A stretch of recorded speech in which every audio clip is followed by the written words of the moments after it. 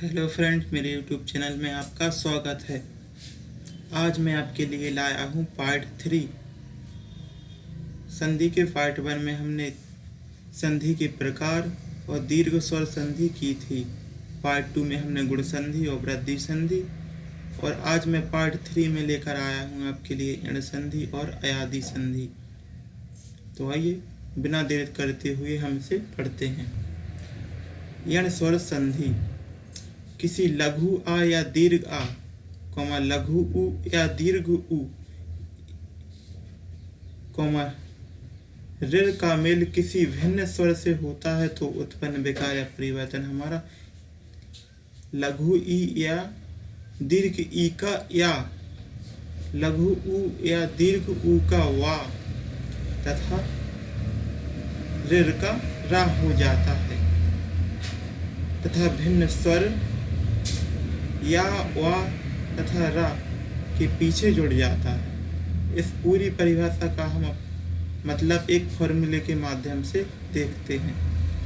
जैसे इस फॉर्मूले में दिया है कि लघु ई या दीर्घ ई का हो जाता है या, जो हलंत के साथ होता है, और लघु उ या दीर्घ उ का वा हो जाता है, जो आधा वा है, मतलब हलंत के साथ है, तथा ऋ का रा हो जाता है तथा भिन्न स्वर भी इसी के साथ पीछे जुड़ जाता है। इस फॉर्मूला को हम 3 भागों में डिवाइड किया है हमने, और इसे अलग अलग पढ़ते हैं। जैसे लघु ई या दीर्घ ई का मेल जब अभिन्न स्वर या भिन्न स्वर से होता है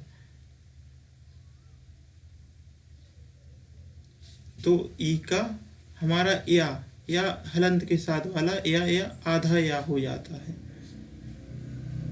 जैसे हम एग्जाम्पल देखते हैं, अति धन अधिक। अति जो ती में हमारा लघु ई है और अधिक में हमारा आजो स्वर है। तो जब ई का मेल अभिन्न स्वर या भिन्न स्वर से होता है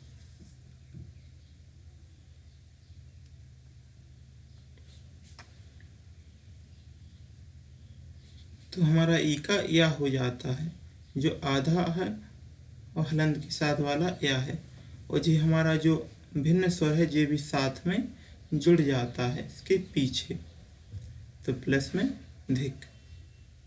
आगे बचा था हमारा अत, जो ता है ता भी हलंत के साथ है, तो ये पूरा मिलाने पर हमारा अत्यधिक बना। हम दूसरा एग्जाम्पल भी देखते हैं, जैसे विधन अर्थ। बी में हमारे स्वर हस्व ई या लघु ई है तथा अर्थ में हमारा आ स्वर है, लघु स्वर आ।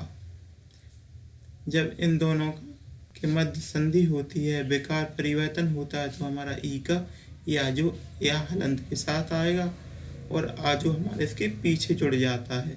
जैसे हमने इसमें बताया था कि भिन्न स्वर या वारा के पीछे जुड़ जाता है, वैसे ही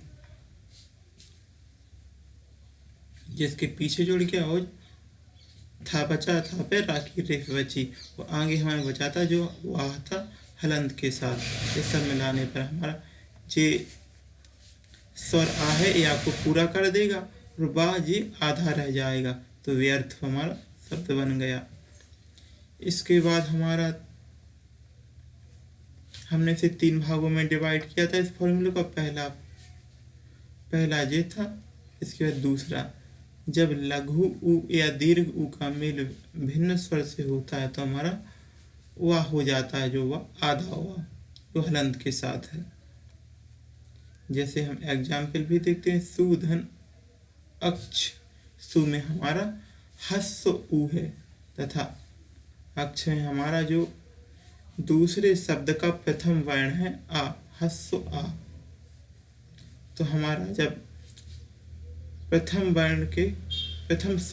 शब्द के अंतिम वर्ण यानी उ और द्वितीय शब्द के प्रथम वर्ण यानी आ में संधि होती है तो उत्पन्न परिवर्तन या विकार जो हमारा उ का वा हो जाता है तथा आ हमारा पीछे से जुड़ जाता है। यहाँ बचा है आधा चा और छ, और जो आगे बचेगा हमारा जो हलंत के साथ होगा दंत सा।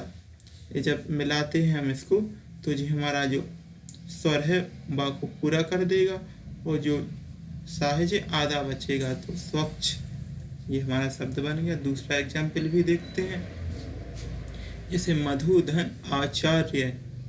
मधु जो धा मतलब प्रथम शब्द के अंतिम वर्ण हमारा होगा उ, और द्वितीय शब्द का प्रथम वर्ण होगा हमारा दीर्घ आ। जब उ और दीर्घ आ में परिवर्तन होता है तो हमारा उ का वा जो आधा होगा वा जो हलंत के साथ होगा हो जाता है, और दीर्घ आ जो हमारा पीछे जुड़ जाता है प्लस चार्य। इसके बाद जो प्रथम शब्द का प्रथम जो है ना मध्य वर्ण बचा माँ और आधा धा। जो हमारा दीर्घ आ है पा को पूरा कर देगा और धा हमारा आधा ही रहेगा, इससे मध्वाचार्य बन गया। अब हमारा तीसरा पार्ट था ऋर। जब ऋर का हमारा अभिन्न स्वर से मेल होता है तो हमारा ऋर का रा हो जाता है। जैसे हम एग्जाम्पल देखेंगे, मात्र धन आज्ञा। मात्र जो हमारा प्रथम शब्द का अंतिम वर्ण है त्र, त्र में हमारा ऋर है, और द्वितीय शब्द का प्रथम वर्ण हमारा दीर्घ आ है।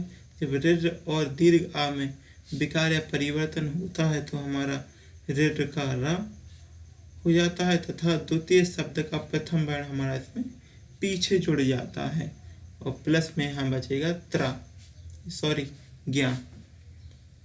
और जो हमारा प्रथम शब्द में बचा था मात्र, जो ता होगा ये हलंत के साथ होगा। जब हम इसको मिलाएंगे तो हमारा दीर्घ आ रा को पूरा कर देगा तथा ता हमारा आधा ही रहेगा, तो मात्राज्ञा ये मात्राज्ञा।